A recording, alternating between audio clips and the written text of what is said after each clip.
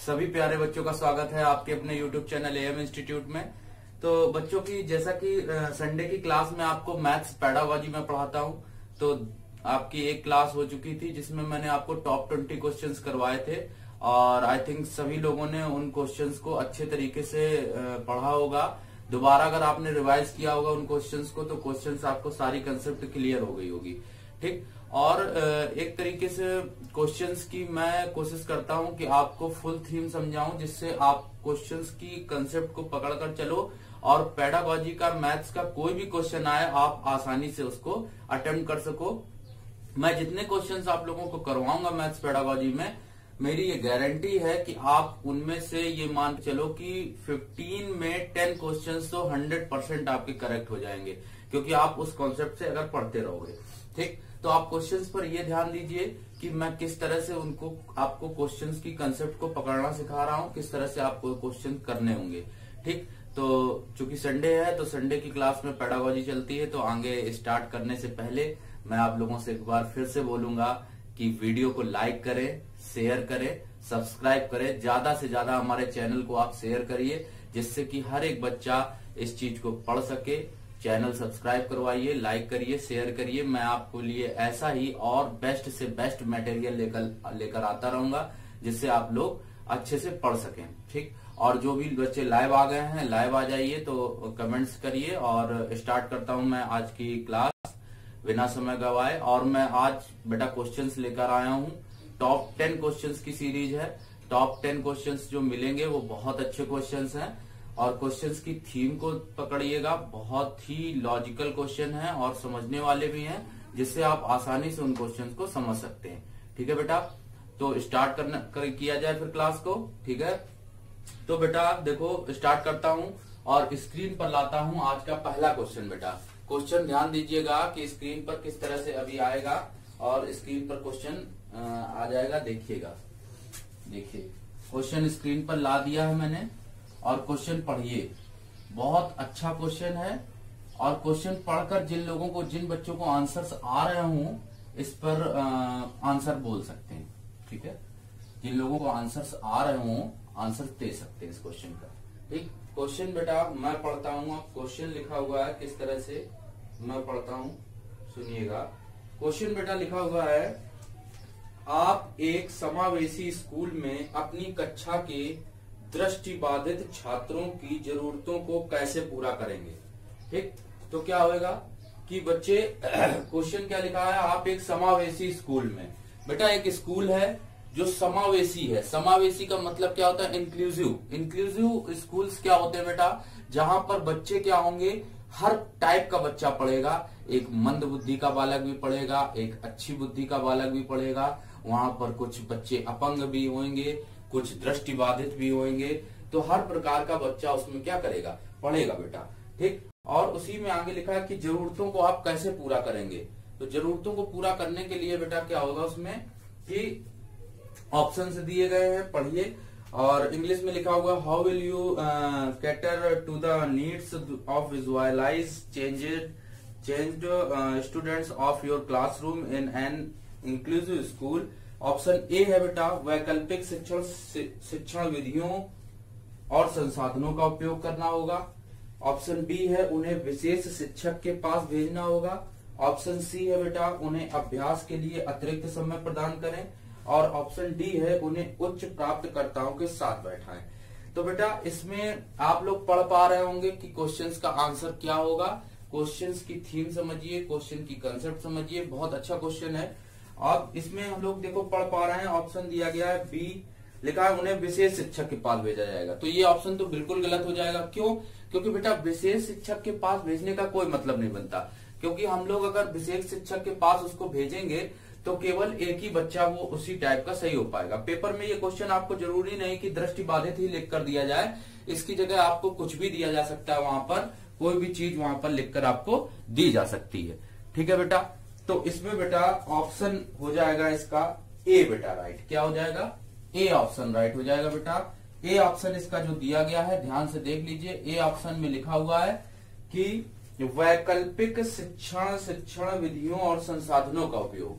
तो हम लोग जब विभिन्न प्रकार की वैकल्पिक शिक्षण विधियां उपयोग करेंगे तो उन शिक्षण विधियों के उपयोग के माध्यम से क्या होगा कि बालक अपनी जरूरतों को पूरा कर सकेगा और आसानी से वो बालक क्या हो सकेगा, सीख सकेगा बेटा।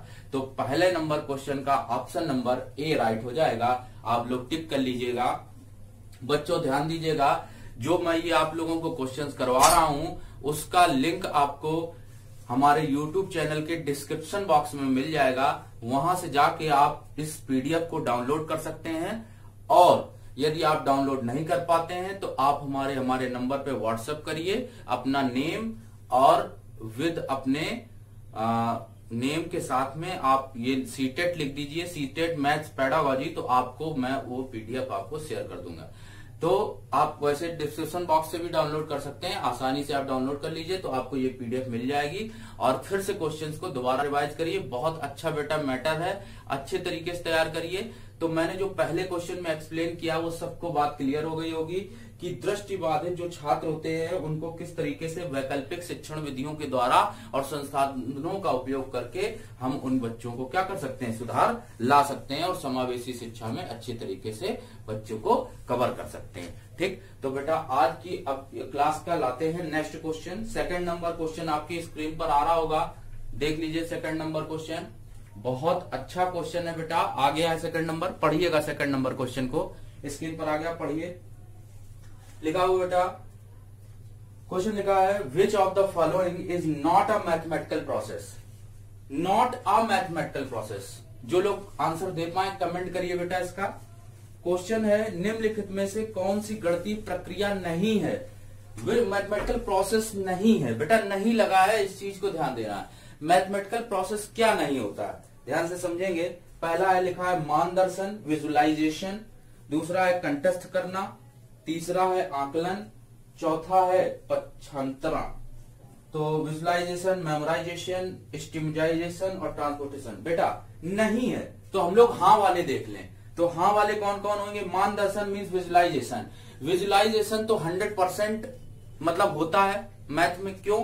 क्योंकि बच्चे को जब क्वेश्चन दिखाई जाता है तो बच्चे के मन में मेमोरी बनने लगती है, वो सोचने लगता है कि इस क्वेश्चन को कैसे किया जाएगा। ठीक, बच्चा सोचने लगता है, अपने आप में विजुअलाइजेशन करने लगता है। ठीक, दूसरी चीज कंठस्थ करना, मेमोरी कैसे कंठस्थ करेगा, कंठस्थ कैसे करेगा वो, कि उसमें क्या होता है वो जान जाता है कि कंठस्थ करने में वो। और उसके बाद इसमें तीसरा नंबर देखिए आकलन करना, स्टेमिनाइजेशन। क्यों आकलन तो वो करता ही करता है, क्योंकि वो सोचता है उस क्वेश्चन के बारे में कि वो क्वेश्चन किस तरह से हम लोग स्टेमिनाइजेशन करेंगे। पक्षांतरण उसमें करना ही होता है। क्यों? क्योंकि बेटा वेरिएबल्स लगे होते हैं, जैसे क्वेश्चन में लिखा होता है x plus Y is equal to 2, तो हम लोग क्या करते हैं कि x is equal to 2 minus Y हो जाता है, तो इसमें हम लोग को पक्षांतरण करना होता है। तो बेटा इसका ऑप्शन हो जाएगा बी राइट। बी वाला ऑप्शन क्यों राइट हो जाएगा बताइए क्यों? क्योंकि बेटा गणितीय प्रक्रिया ये नहीं है। क्यों? मेमोराइजेशन हम लोग रेक्टाफिकेशन मैथ में नहीं मरवा सकते बेटा, क्योंकि जो क्वेश्चन होता है उसमें बच्चे को सॉल्व ही करना होता है, विजुअलाइजेशन करना होता है, आकलन करना होता है, पक्षांतरण करना होता है, लेकिन वहां पर आप रेक्टाफिकेशन नहीं मार सकते, मींस मेमोराइजेशन नहीं करवा सकते। इसलिए ऑप्शन नंबर बी जो होगा बेटा वो राइट हो जाएगा। ये गणितीय प्रक्रिया का हिस्सा नहीं है, मतलब इसमें गणितीय प्रक्रिया शामिल नहीं हो सकती। ठीक, सभी बच्चों को समझ में आ गया होगा सेकंड नंबर क्वेश्चन का आंसर, कि गणितीय प्रक्रिया में बेटा मेमोराइजेशन जो होता है वो शामिल नहीं होता, बाकी सारी चीजें शामिल होती हैं। विजुअलाइजेशन भी होता है, स्टिमाइजेशन भी होता है, ट्रांसपोर्टेशन भी होता है। तो यहाँ पर मेमोराइजेशन जो है वो गणितीय प्रक्रिया का हिस्सा नहीं है। सबको क्लियर हो गया होगा? ठीक, सबको क्लियर हो गया? कमेंट में बताते रहें। आगे चलते हैं बेटा, हम लोग देखते हैं नेक्स्ट क्वेश्चन नंबर 3। आपकी स्क्रीन पर ला रहा हूं क्वेश्चन नंबर 3 बेटा, ध्यान से देखिएगा। क्वेश्चन नंबर 3 भी पढ़िए। देखो क्वेश्चन नंबर 3 में पियाजे आ गए। पियाजे जरूर पूछा जाता है एग्जाम में, ये मान के चलो कि 100% क्वेश्चन में आता ही आता है, तो आप अच्छे तरीके से देखते रहिए इसको भी। तो इसमें हो जाएगा बेटा, क्वेश्चन लिखा हुआ है पियाजे द्वारा प्रस्तावित माप में विभिन्न भौतिक राशियों के संरक्षण की क्षमता के बारे में सही कथन की पहचान करें।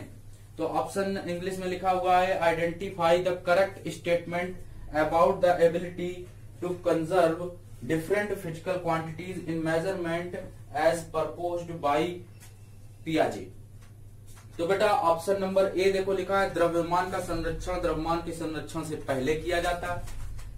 मतलब मास का जो कंजर्वेशन है, हम उस मास के कंजर्वेशन को मास के कंजर्वेशन से पहले करते हैं। मीन्स हम लोग मास के बारे में जानते हैं कि इसका द्रव्यमान कैसे उसका बारे में उसको बताया जाएगा। दूसरा नंबर है, संख्या के संरक्षण से पहले वजन संरक्षण समझ लिया जाता है। तीसरा ऑप्शन है, संख्या के संरक्षण से पहले लंबाई के संरक्षण को समझा जाता है। और चौथा ऑप्शन है, मात्रा के संरक्षण से पहले वजन का संरक्षण समझा जाता है।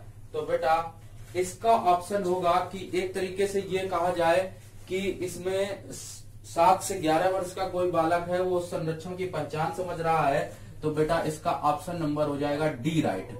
डी क्यों होगा समझिएगा, डी के बारे में मैं एक्सप्लेन कर रहा हूं, जिनको समझ में नहीं आ रहा समझिए।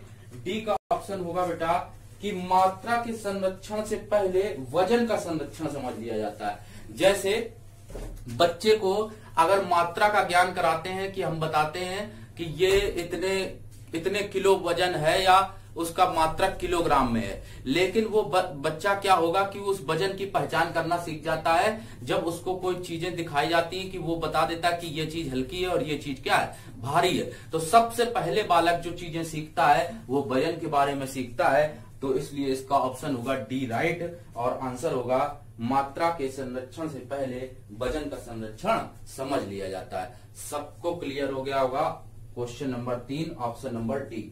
ठीक, बहुत अच्छे क्वेश्चन बेटा मैं लाया हूं, आप अच्छे तरीके से इनको समझते रहिए और क्वेश्चंस को क्लियर करिए जिससे आपकी कंसेप्ट क्लियर हो। ठीक, आगे चलते हैं हम लोग क्वेश्चन नंबर 4 पर।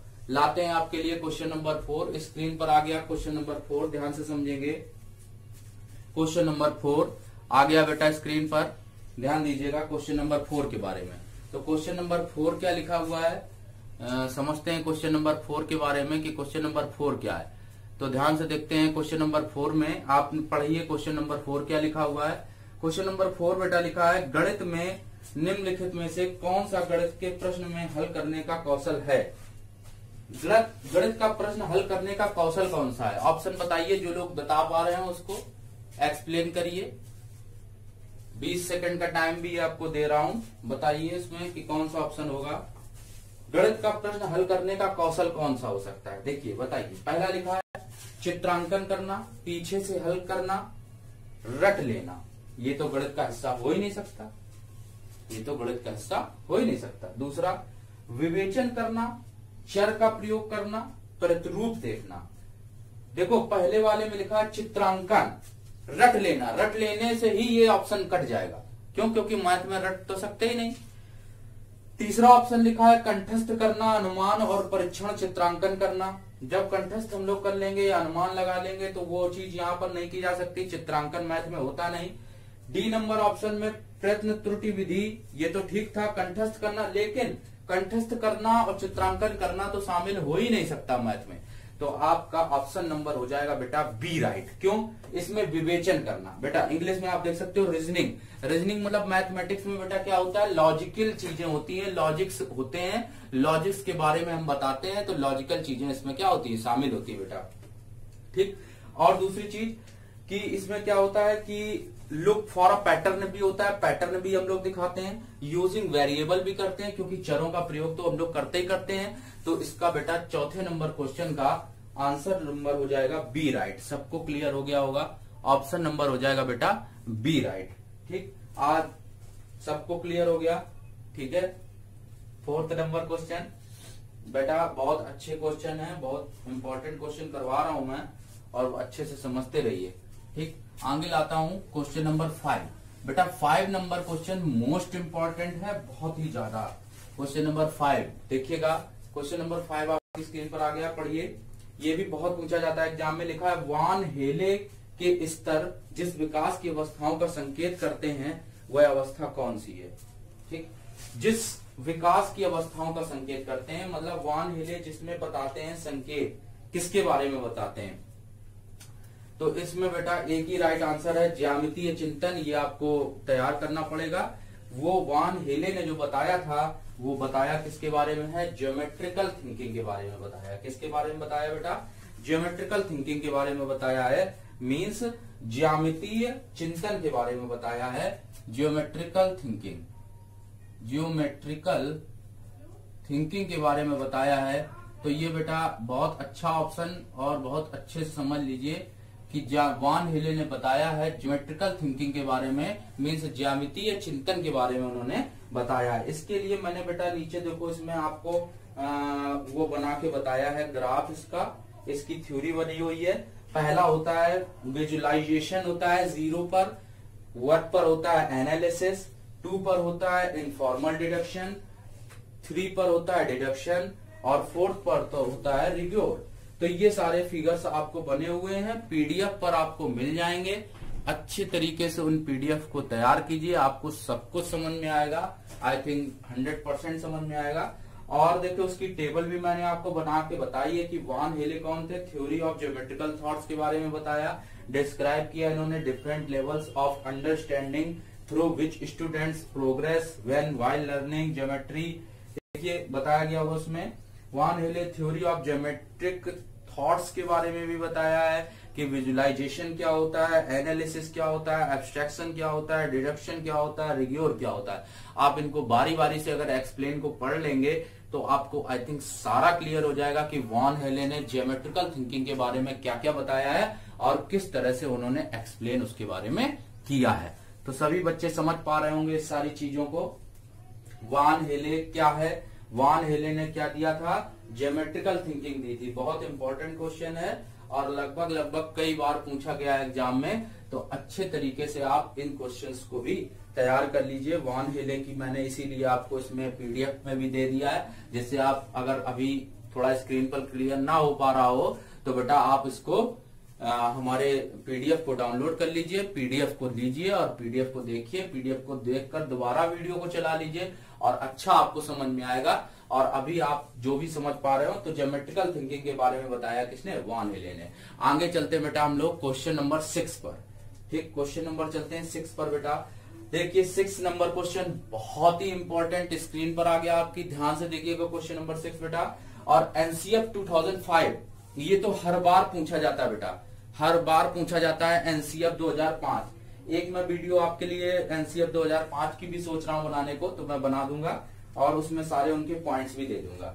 तो बेटा एनसीएफ 2005 क्या है, ध्यान से समझिएगा। एनसीएफ 2005 नेशनल करिकुलम फ्रेमवर्क, ठीक, नेशनल करिकुलम फ्रेमवर्क 2005 की सिफारिश के अनुसार प्राइमरी स्कूल की गणित में पाठ्यक्रम होना चाहिए। कैसा पाठ्यक्रम होना चाहिए बेटा, समझिएगा।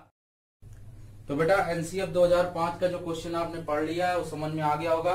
2005 के अनुसार प्राइमरी स्कूल में गणित का पाठ्यक्रम कैसा होना चाहिए। तो बेटा इसका सब लोग पढ़ लेंगे। प्रक्रियात्मक ज्ञान पर ध्यान केंद्रित करना चाहिए। दूसरा, गणितीय अवधारणाओं में कठोरता प्रदान करते हैं। तीसरा ऑप्शन है बच्चों को उन्नत गणित के लिए विचार करें, बच्चों को रोजमर्रा के अनुभव से संबंधित कर दें। ठीक, तो इसका बेटा आंसर हो जाएगा 6 का डी। 6 का डी ऑप्शन हो जाएगा बेटा, relate to childrens everyday experiences. जब हम बच्चों को डेली के रोजमर्रा के अनुभव उसको करवाएंगे तो वो मैथमेटिक्स को जो होगा वो बहुत इजीली वे में अच्छी कंसेप्ट के आधार पर वो सीख पाएंगे। क्योंकि जाहिर सी बात है कि जो हम लोग चीजें सिखाते हैं बेटा मैथ्स की, तो अगर आपको डेली लाइफ से कनेक्ट करके बताई जाती है तो वो चीजें आपको अच्छे से समझ में आती हैं। और मैथमेटिकल के जो एनसीएफ 2005 का हमारा आकलन बताता है वो उसमें बताया गया कि प्राइमरी लेवल के 1 to 5 के जो बच्चे हों उनको जो मैथमेटिक्स सिखाई जाए वो दैनिक व्यवहार के जीवन से जोड़कर उसके बारे में बताया जाए, जिससे बच्चे अच्छे तरीके से सीख सके। Means relate to childrens everyday experiences के बारे में बताया जाए, जिससे बच्चे उन अनुभवों को प्राप्त कर सकें और डेली की लाइफ से सीख सकें। ठीक है, सबको क्लियर हो गया होगा एनसीएफ 2005 क्या है बेटा।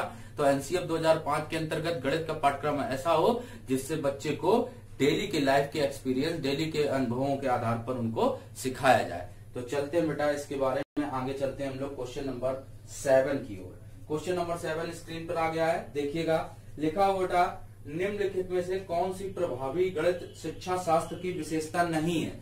तो बेटा प्रभावी गणित शिक्षा शास्त्र की विशेषता नहीं है, ऑप्शन इसमें देखना है नहीं वाला।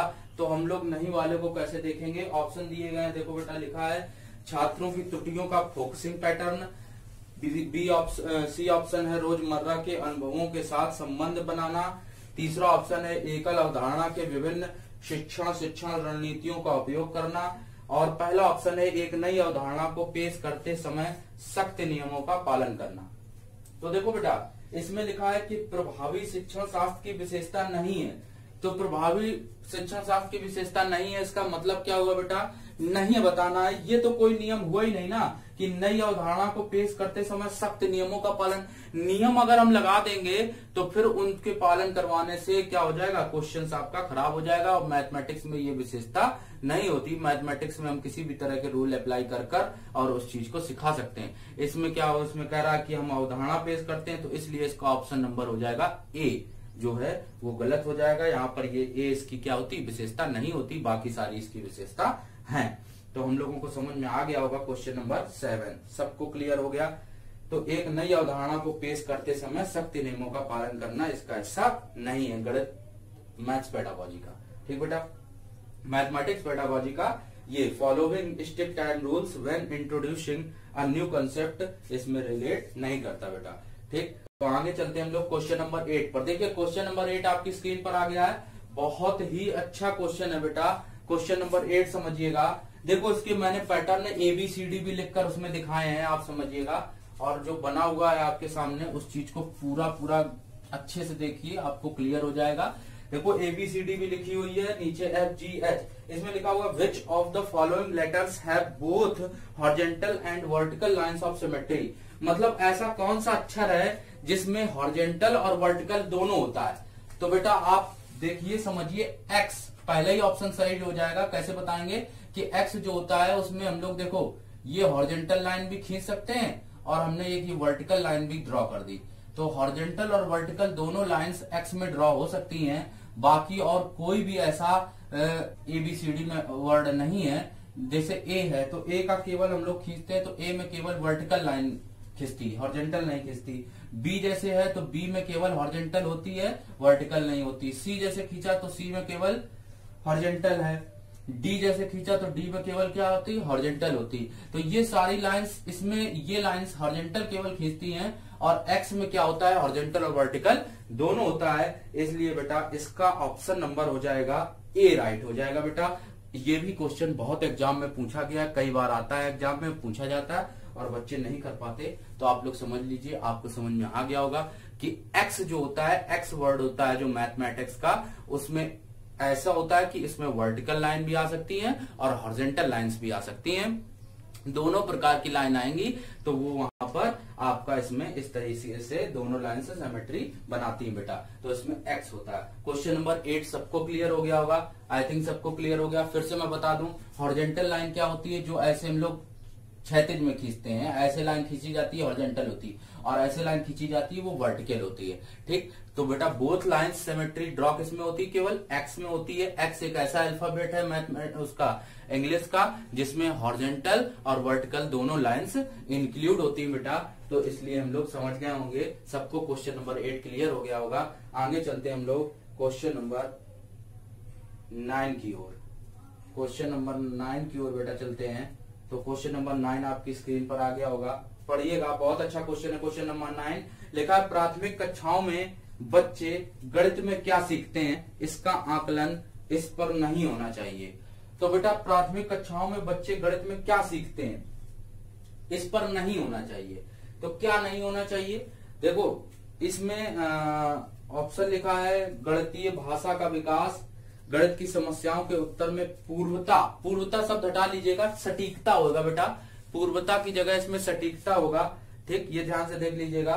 तो इसका ऑप्शन नंबर हो जाएगा बी राइट हो जाएगा बेटा। ऑप्शन नंबर हो जाएगा इसका बी राइट, गणित की समस्याओं के उत्तर में सटीकता, ये आकलन नहीं होना चाहिए। तो इसका ऑप्शन नंबर हो जाएगा बी। सबको क्लियर हो गया होगा कि ऑप्शन नंबर बी कैसे होगा, सबको क्लियर हो गया। गणितीय भाषा का विकास होता ही होता है, तर्क कौशल का विकास होता ही होता है, गणितीय अवधारणाओं को समझाना होता है, लेकिन इसमें कौन सा ऐसा चीज है जो नहीं होना चाहिए, मतलब गणित की समस्याओं के उत्तर में सटीकता। अब सटीकता क्या है कि बच्चा पता नहीं आप क्वेश्चन सॉल्व करवा रहे हो उसकी में सटीकता जरूरी नहीं कि क्वेश्चन उसका सही मिल जाए या उसको वो आंसर राइट मिल जाए। ठीक, तो क्वेश्चन नंबर 9 बेटा बहुत इंपॉर्टेंट है और सबको समझ में आ गया होगा। ये भी इंपॉर्टेंट था, गणित की समस्याओं के उत्तर में सटीकता जो होती है वो इसका ऑप्शन राइट बनाती है। ठीक, आगे चलते हम लोग बेटा आ जाएंगे क्वेश्चन नंबर 10 पर। क्वेश्चन नंबर 10 पर आ जाएंगे बेटा। क्वेश्चन नंबर 10 देखिए आपके सामने 10 भी बन के आ गया होगा फिगर। देखो अच्छा क्वेश्चन है और इसकी हिंदी तो नहीं है, इंग्लिश में ही है बेटा, समझने का प्रयास करिए, मैं समझाता हूँ। और देखो क्वेश्चन लिखा हुआ बेटा, ए चाइल्ड सब्ट्रैक्टेड 2 नंबर्स, ये भी बहुत इंपॉर्टेंट क्वेश्चन है, कई बार पूछा गया है। गिवन बिलो, देखो बेटा बच्चे ने क्या किया है कि घटाना सीखा है, सब्ट्रैक्शन सीखा है और क्वेश्चन देखिए लिखा हुआ है 83 में उसने घटाया है 83 में बेटा उसने घटाया है 27। ठीक समझिएगा, 83 में उसने 27 घटाया है तो उसने घटाने में गलती क्या की है कि घटाना तो उसको आया है लेकिन वो यहां से इसको कैरी लेना नहीं जानता, तो उसने 8 से 2 को डायरेक्ट 6 लेस कर दिया और यहां से 3 से 7 घटा दिया, डायरेक्ट 4 आ गया, तो उसने घटाने में कर दी है गलती। मतलब वो घटाना तो जानता है। अब ऑप्शन हम लोग अगर देख लें तो ऑप्शन दिए गए the child does not know how to subtract, नहीं, क्योंकि बच्चा तो जानता है ना घटाना, तो ये तो ऑप्शन गलत हो गया। दूसरा लिखा है the child knows the process of subtraction of 2 digit number, process बच्चा जानता है सब्ट्रैक्शन का 2 डिजिट के नंबर का। It is a mistake and it can be rectified by repeated practice, ये भी नहीं कर समझ पा रहा। डी नंबर ऑप्शन होगा बेटा इसका, the child has misconceptions about place value in the process of subtraction, बच्चा प्लेस वैल्यू के बारे में नहीं जानता है इसलिए उसने ये गलती की है। तो इसका बेटा ऑप्शन नंबर डी राइट हो जाएगा। ऑप्शन नंबर बेटा क्या हो जाएगा, डी राइट हो जाएगा। सबको क्लियर हो गया होगा, ऑप्शन नंबर डी राइट हो जाएगा। इसके नीचे मैंने बेटा फिगर बनवाए हैं, ध्यान से देख लीजिएगा, प्लेस वैल्यू और फेस वैल्यू। देखो दोनों फिगर बने हुए हैं, समझ पा रहे होगे आप लोग, ध्यान से देख लीजिए। प्लेस वैल्यू क्या होती है, फेस वैल्यू क्या होती है। प्लेस वैल्यू वो होती है place the location of a digit in a numeral where does the digit lie, यहाँ पर डिजिट होती है। और value the value of a digit a numeral how much in the digit worth. ठीक, सबको क्लियर हो गया होगा।